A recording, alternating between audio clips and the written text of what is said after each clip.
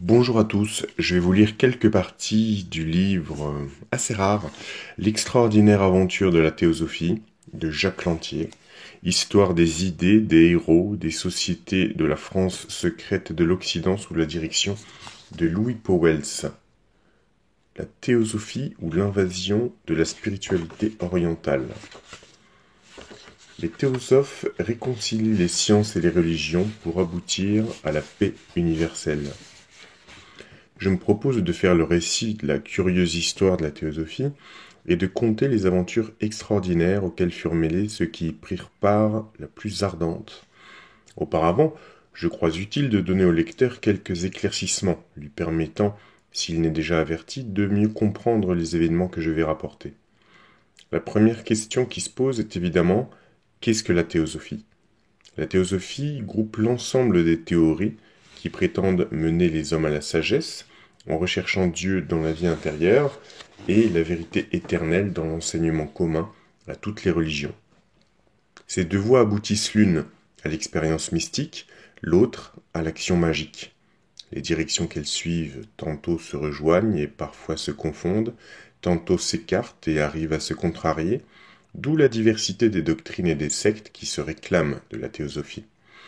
Tout mysticisme, ainsi que l'indique son étymologie grecque, implique une initiation. C'est l'accès à la vérité cachée par la communion avec le maître qui la détient. À un degré avancé, il permet de parvenir à un état spécial, sorte d'extase produite par une union intime avec Dieu, ou du moins avec les éléments suprasensibles des mondes supérieurs. Bien que le mysticisme soit dans ses excès plus particuliers à certains tempéraments, il apparaît sous ses formes élémentaires comme une tendance naturelle de l'humanité. On le trouve dans les sociétés primitives, chez lesquelles l'accès au secret de la tribu et à la communion de pensée avec les ancêtres n'est accordé qu'aux initiés. Dans l'Antiquité, la science et la religion s'accommodaient de l'initiation et à une connaissance qui présentait un aspect à la fois exotérique ou populaire et ésotérique ou réservé à une élite. Notre civilisation serait née de l'initiation à des mystères dont l'étude aurait été faite selon des méthodes n'excluant pas la démarche rationnelle et logique. Au niveau le plus élevé, science et religion, loin d'être contradictoires, ne constituaient d'abord qu'une seule philosophie. Durant la période historique qui vit l'humanité progresser rapidement, la philosophie ne dédaigna pas la magie. Sous ce terme, qui dérive d'un mot perse signifiant science et sagesse, on englobe toutes les croyances, les pratiques et les techniques qui ont pour but d'influencer le cours du destin. L'esprit scientifique n'est pas, sur le plan historique, opposable à l'esprit magique. Il en provient directement. La religion, en ses aspects archaïques, conduit à la magie dans la mesure où celle-ci pénètre les univers naturels et surnaturels sur lesquels l'homme ne peut agir par les moyens physiques dont il dispose. La théosophie se présente en définitive comme une démarche intellectuelle, psychique, mentale, dépouillant les religions de ce qu'elles ont de vulgaire, pour en saisir les parties les plus secrètes, fondées sur l'expérience mystique et l'action magique. La théosophie traditionnelle se propose de parvenir par de telles méthodes à concilier les dogmes religieux, les théories philosophiques et les découvertes de la science afin d'unifier les croyances de l'humanité, d'établir la fraternité universelle et d'amener le règne de la paix perpétuelle. Du point de vue chrétien, une telle démarche n'est pas schismatique en soi. Ainsi, le pape Léon XIII, dans son encyclique Proventissimus Deus, admet la valeur théorique de l'initiation dans l'étude de la Bible et des livres saints. Je cite, « Comme ils sont l'œuvre du Saint-Esprit, les mots y cachent nombre de vérités qui surpassent de beaucoup la force et la pénétration de la raison humaine, à savoir les mystères divins et quantité d'autres réalités qui s'y rattachent. Le sens en est parfois plus étendu et plus voilé que ne paraîtrait l'indiquer et la lettre et les règles de l'herméneutique. En outre, le sens littéral cache lui-même d'autres sens qui servent soit à éclairer les dogmes, soit à donner les directives pour la vie. Ainsi, on ne saurait nier que les livres saints soient enveloppés d'une certaine obscurité religieuse, de sorte que nul ne peut en aborder l'étude sans guide. Toutefois, les églises d'Occident, joignant en cela l'opposition des matérialistes et des positivistes, accusent les théoriciens de la théosophie de se fonder sur des postulats qui sont loin d'être évidents. Cependant, les esprits les plus ouverts s'accordent à reconnaître que les théosophes ont eu à toutes les époques le mérite de contribuer à l'évolution des idées et des mœurs en œuvrant contre la tradition des pontifes et en soulevant le doute à l'égard de l'infaillibilité des vulgarisateurs de la pensée des maîtres. En ce sens, les théosophes des diverses obédiences ont pu favoriser l'élargissement des esprits, le progrès des sciences et le développement des idées humanistes. En pénétrant les mystères de l'origine des religions, en parvenant à la racine des dogmes, des doctrines, des rites, les théosophes sont remontés jusqu'aux métaphysiques archaïques et au fond primitif des croyances. Alors, sur le plan exclusivement objectif, on observe que le premier culte qui fut jamais rendu s'adressait à la féminité.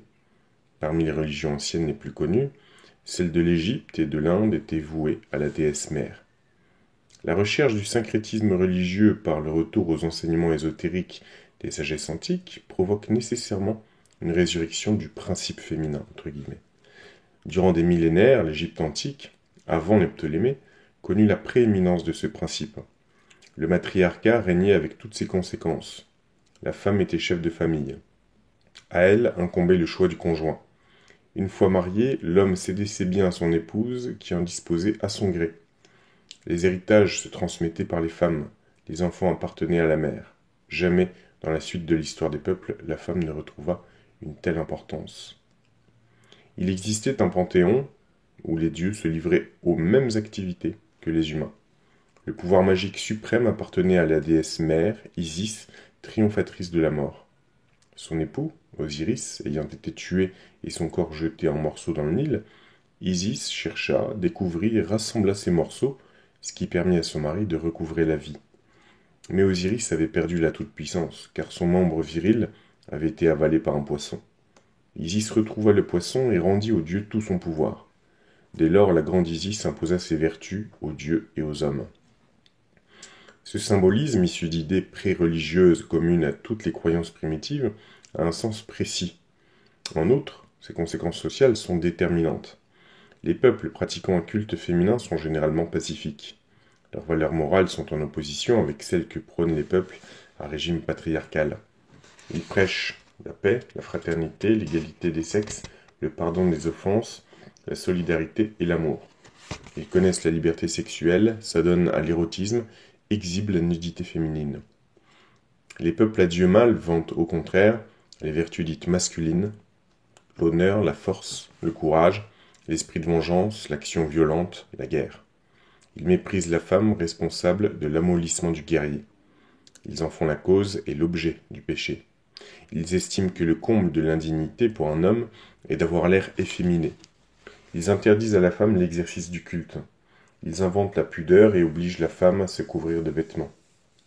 Au niveau extrême, ils l'enferment durant sa vie entière, ils la mutilent, la marquent, la réduisent à l'état servile. Les théosophes travaillent au rétablissement des valeurs que, par simplification symbolique, on attribue à la féminité. La religion d'Isis leur paraît contenir dans sa partie ésotérique les secrets du pouvoir féminin. On rapporte que Diogène Laërce essaya de découvrir ces secrets en étudiant le sens caché de la religion égyptienne avant les Ptolémées. Il cita le nom de Pot Amun comme celui du prêtre magicien qui fut le plus ancien maître de la théosophie archaïque, c'est-à-dire de la sagesse fondée sur les mystères de l'antique religion féministe d'Égypte. Cependant, le premier philosophe qui ait réellement tenté d'établir une sagesse divine, complexe par le syncrétisme des croyances archaïques, fut Ammonius Saccas, créateur au IIIe siècle de l'école néoplatonique dite théosophique. Ses disciples se donnaient le nom de philatéliens, amants de la vérité. On les appelait les analogistes en raison des méthodes comparatives qu'ils prenaient pour étudier les légendes sacrées, les mythes, les symboles et les mystères. Le but que se proposait Ammonius était de réconcilier toutes les métaphysiques, toutes les religions, toutes les croyances, en démontrant à leurs adeptes qu'elles avaient un fond commun exprimant des aspirations universelles. Ces théories obtinrent beaucoup de succès, et on vit s'établir de nombreuses et célèbres écoles éclectiques de théosophie où on enseigna les principes de toutes les religions connues, y compris les principes bouddhiques, védantins et zoroastriens. Les écoles théosophiques, en particulier celle d'Alexandrie, eurent une influence considérable. Elles contribuèrent à développer les idées de fraternité et de respect des vieillards. Elles firent naître un sentiment de compassion pour les malheureux, pour les faibles, et même pour les animaux. Ces écoles établirent dans une religion sagesse ésotérique les principes de la divinité en l'homme. Elles crurent discerner dans le Bouddha indien, le Nebo babylonien, le Thoth de Memphis, l'Hermès de Grèce. L'enseignement de Jésus fut présenté comme une réaction formelle à l'alliance conclue par Moïse avec le Tout-Puissant, le Dieu mâle, Seigneur de la guerre. Le Christ, se dressant contre les valeurs mâles, les aurait condamnés pour permettre le retour des valeurs féminines et l'établissement de la fraternité et de la paix universelle. L'Église fut accusée, l'Empire romain étant menacé par les barbares, d'avoir préféré à la doctrine christique l'alliance avec le pouvoir politique. Elle aura abandonné son refus de combattre et de porter atteinte aux autres hommes, refus qui aurait constitué l'essentiel de la doctrine des premiers chrétiens, contre la reconnaissance officielle du christianisme par Constantin.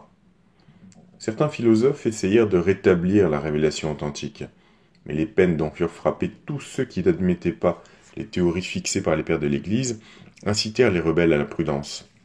Ils se groupèrent en sociétés fermées, pratiquant des recherches occultes qui avaient souvent pour but de découvrir les moyens de guérir les maladies du corps et de l'âme, et parfois même celui d'entrevoir les secrets de l'immortalité.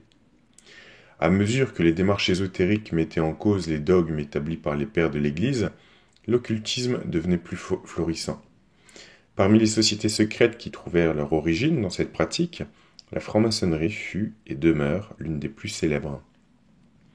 La théosophie moderne, issue directement de la théosophie traditionnelle, s'apparente à ces diverses sectes ou sociétés occultistes. Cependant, sa vocation philosophique, surtout morale, lui fait prendre place dans un vaste mouvement d'idées qui s'amplifia à partir du XVIIIe siècle. Ce mouvement se manifesta de deux manières apparemment contradictoires. D'une part, un affaiblissement de la valeur intellectuelle de la religion au regard de la science, et d'autre part, un développement considérable du romantisme. Beaucoup d'hommes cultivés du XVIIIe étaient portés vers ce que l'on appelait alors la sensibilité, c'est-à-dire les sentiments indépendants de la pensée et de la volonté. Ce courant, né en Allemagne, illustré en France par Rousseau, allait avoir au XIXe siècle des adeptes fervents, aussi bien en Europe qu'en Amérique. Contre l'industrialisme, le matérialisme, le socialisme, devait se dresser un néo-romantisme dont le représentant le plus pathétique fut l'illustre philosophe Schopenhauer. L'idéal des romantiques, des néo-romantiques, reposait, et repose encore, sur des idées qui semblent inconciliables d'un point de vue logique. Mais précisément, ce romantisme se rebelle contre la logique, du moins la logique cartésienne, si chère aux Français. Par un singulier paradoxe, il se rallie dans une certaine mesure aux théories de Kant, qui revêtent de rationalisme l'examen du surnaturel. Les fondateurs de la philosophie critique, considéré comme l'un des plus grands penseurs de tous les temps, exposa de manière géniale les principes d'une sagesse établie sur la théologie. Certes, Kant était hostile à l'occultisme. Pour s'en convaincre, il n'est que de lire son ouvrage fort curieux intitulé « Rêve d'un visionnaire expliqué par les rêves de la métaphysique » 1766. Kant traitait alors assez irrévérencieusement les théories du célèbre théosophe suédois Swedenborg. Néanmoins, il qualifiait celui-ci de très sublime et ouvrait la voie à une recherche rationnelle de la théosophie. Ces recherches aboutirent au projet de paix perpétuelle, 1795, qui servit, et sert encore, d'inspiration aux théosophes élevés.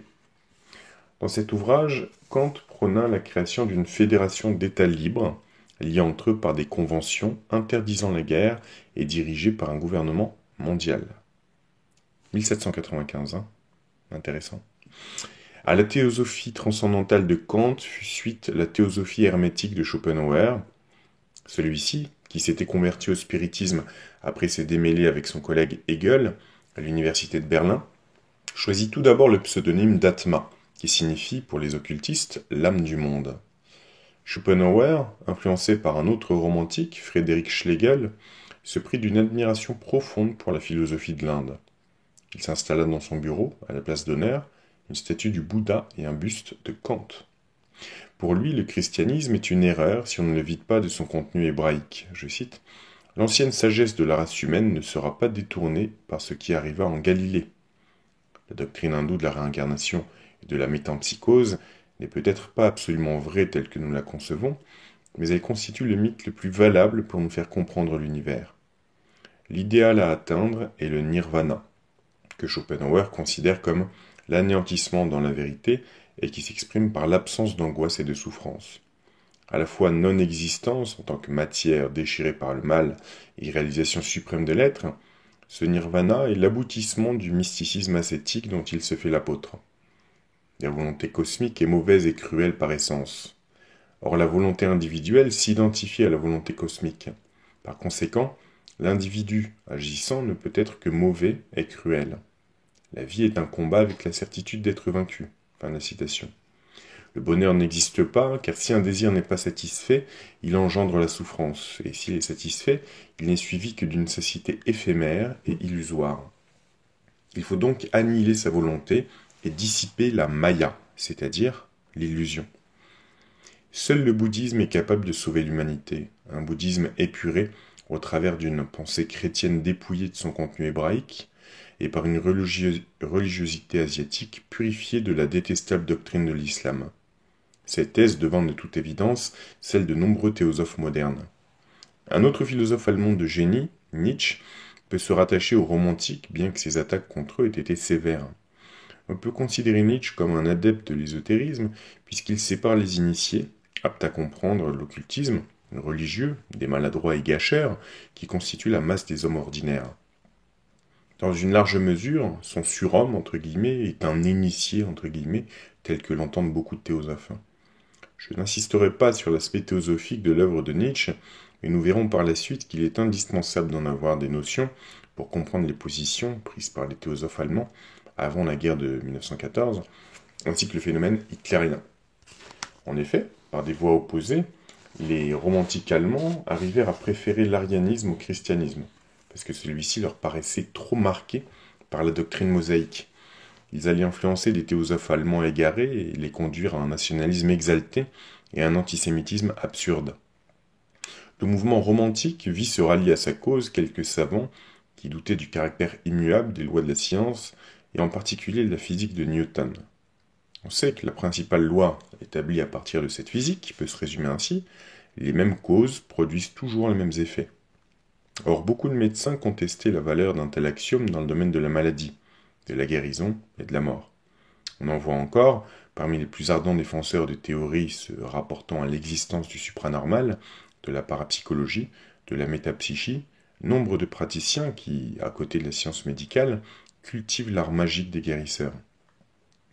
Le premier savant à s'incorporer au mouvement romantique fut précisément un médecin, Franz Anton Mesmer, 1734-1815, qui était convaincu, comme l'avait été Paracelse, réformateur de la médecine, que l'être humain est influencé par des forces subtiles et mystérieuses. L'idée centrale de Mesmer était la suivante: les soleils, la lune et les étoiles s'influencent mutuellement. Cette action provoque sur la Terre un flux et un reflux que l'on constate sur la mer et dans l'atmosphère. Ils influencent par conséquent ce qui existe sur le globe terrestre, et cela grâce à un fluide mobile et variable selon les cycles. Cette idée n'était pas en soi très nouvelle, elle avait cours depuis la plus haute antiquité, sous des formes diverses. Elle attira pourtant sur Mesmer l'attention d'un jésuite éminent, Hell, H-E-H-E-L, qui enseignait l'astronomie à Vienne. Hell confia à Mesmer des aimants avec lesquels il prétendait avoir guéri des malades. Le jeune médecin répéta les expériences de Hell et obtint des guérisons inespérées, en particulier sur de grands cardiaques. Mesmer estima que si un aimant était capable de peser sur la pathologie, on pouvait arriver à des résultats meilleurs par la position des mains. La médecine officielle refusa de reconnaître pareille billevesée. Mesmer, continuant ses expériences, obtint des succès spectaculaires. Il fit recouvrer en partie la vue à un jeune aveugle, protégé de l'impératrice Marie-Thérèse. Sa réussite lui valut l'hostilité de ses confrères et il dut quitter Vienne. Il s'installa à Paris, où, précédé de sa réputation, il connut d'emblée un succès retentissant. Le docteur magnétiseur, entre guillemets, se mit à prodiguer des soins collectifs dans un hôtel particulier de la place Vendôme. Ce fut l'un des épisodes les plus extraordinaires de l'histoire de la médecine. Mesmer construisit un baquet d'environ 2 mètres de diamètre, haut de 50 cm et surmonté d'un couvercle. Il remplit l'intérieur d'un mélange de limaille de fer et de verre pilé, dans lequel se trouvaient des bouteilles d'eau. 30 tiges métalliques, plongeant dans le baquet, sortaient à l'extérieur. Leur longueur était différente de façon que 30 personnes puissent les tenir et être traitées en même temps. Mesmer, habillé en hindou, assisté de jeunes gens choisis pour leur beauté, circulait au milieu des malades, muni d'une baguette magique entre guillemets, tandis qu'un artiste jouait sur un piano des airs de circonstance. Les séances tournaient toutes à l'hystérie collective. Les femmes se déchaînaient. On les emmenait dans une salle de convulsion où elles se dénudaient et se livraient à de tels débordements qu'il fallut capitonner murs, plafonds et planchers pour qu'elles ne se rompent pas les os au cours de leur fantastique ébat. Des guérisons innombrables de maladies les plus diverses furent enregistrées. L'hôtel de la place Vendôme ne désemplissait pas, et les malades devaient à grand prix retenir leur tour longtemps à l'avance. L'affaire provoqua un scandale et souleva les plus vives controverses. Le clergé s'opposa à la continuation de telles pratiques. Louis XVI, ému par tout ce bruit, demanda une enquête à l'Académie de médecine qui décréta en 1780 que tout médecin qualifié se verrait privé de son titre s'il pratiquait ou recommandait le magnétisme animal de Mesmer. Celui-ci dut quitter Paris. Il s'installa à Spa, en Belgique, où beaucoup de ses malades français le suivirent. Puis, devenu âgé, il prit sa retraite sur les bords du lac de Constance, à Mersbourg, où il mourut à l'âge de 81 ans. À l'occasion des découvertes de Mesmer, les savants se partagèrent en deux écoles opposées. Parmi les membres de la commission créée en France par Louis XVI, le botaniste Jussieu, qui avait remarqué qu'une femme aveugle réagissait à l'action d'une baguette dirigée vers son estomac, conclut à l'existence d'un agent qui se porte de l'homme sur son semblable en produisant une action sensible. Tous ceux qui suivirent Jussieu dans cette théorie reçurent le nom de fluidistes. Les autres savants, dans leur majorité, nièrent l'existence de l'agent fluidique et prétendirent que l'action décelée était un pur produit d'imagination. On les appela les animistes. La querelle, qui débuta à la fin du XVIIIe siècle, se poursuivit encore durant tout le XIXe siècle et dure encore. À la suite de Mesmer, le marquis de Puységur, son disciple, se livra à des expériences surprenantes. Dépassant son chef d'école, il inventa l'hypnotisme qui lui permit d'endormir des sujets et de faire agir ceux-ci à leur réveil, conformément aux ordres qu'il leur avait donnés, alors qu'ils étaient en état de somnambulisme expérimental. Chose plus étrange encore, certains des individus hypnotisés étaient capables de lire dans la pensée de l'hypnotiseur et même de prédire l'avenir. L'expérimentateur parvint, dit-on, à redécouvrir les secrets des initiés de l'Égypte antique et à pratiquer l'autoscopie, ou vision, par l'homme de ses organes internes. L'Église joignit alors sa propre condamnation à celle qu'avait prononcée la science officielle. Le Saint-Office proclama que le magnétisme ne pouvait être que l'œuvre du démon. Entre 1825 et 1830, un Allemand, le docteur Kerner, publia une étude qui fit grand bruit sur le cas d'une somnambule, Friedrich Haufe, étude intitulée La voyante de Prévorst. Cette somnambule avait l'habitude de voir des fantômes qui lui annonçaient les prochains décès et qui provoquaient des phénomènes paranormaux, en particulier des bruits. Friedrich Haufe lisait dans l'épigastre des gens et reconnaissait les métaux en ressentant les fluides qu'ils émettaient. La découverte de cette propriété des métaux, qui devait être démontrée en 1845 par le savant autrichien Reichenbach, semblait apporter une confirmation aux théories de Mesmer. Les échos de ces événements parvenaient au grand public de manière déformée. Certains faits étaient démesurément grossis et on se livrait à toutes sortes d'extrapolations. Mesmer, avec ses fluides, avait raison contre la science, donc la science n'était pas infaillible. Ceux qui doutaient à la fois des vérités officielles et des dogmes religieux trouvaient tout naturellement refuge dans le romantisme. La littérature et les arts du XIXe siècle reflétèrent ce désarroi et ce goût pour une recherche de la vérité dans l'approfondissement du mystérieux et de l'insolite. Un événement fortuit devait, dans le domaine du fantastique, ouvrir un débat qui partagea l'opinion publique jusqu'à la Première Guerre mondiale et qui n'a pas encore reçu de conclusion satisfaisante. En 1847, à Hydesville, petite cité de l'État de New York, les Fox, des presbytériens qui habitaient une maison hantée entre guillemets, prétendirent être entrés en contact avec un fantôme et avoir pu soutenir avec lui une conversation au moyen de coups frappés sur les murs selon un alphabet convenu. Cette affaire provoqua les remous que l'on imagine. Savants, écrivains, prêtres, magistrats et curieux affluèrent à Hydesville pour assister au phénomène. Ainsi devait naître une sorte de religion nouvelle, le spiritisme, dont un médecin français, Hippolyte Rivail, dit Allan Kardec, allait jeter les bases dogmatiques et philosophiques. Le spiritisme, qui offrait au mouvement romantique l'occasion inespérée de s'exprimer sur la science matérialiste, allait recruter des adeptes non seulement parmi des écrivains illustres comme Victor Hugo ou Conan Doyle, mais aussi dans les rangs de savants tels que Crookes, Flammarion, Lombroso, Richet.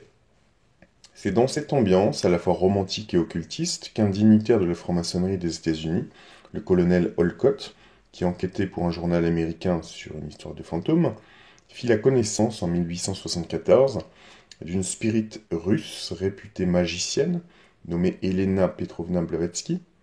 De cette rencontre devait sortir l'étrange aventure de la théosophie moderne.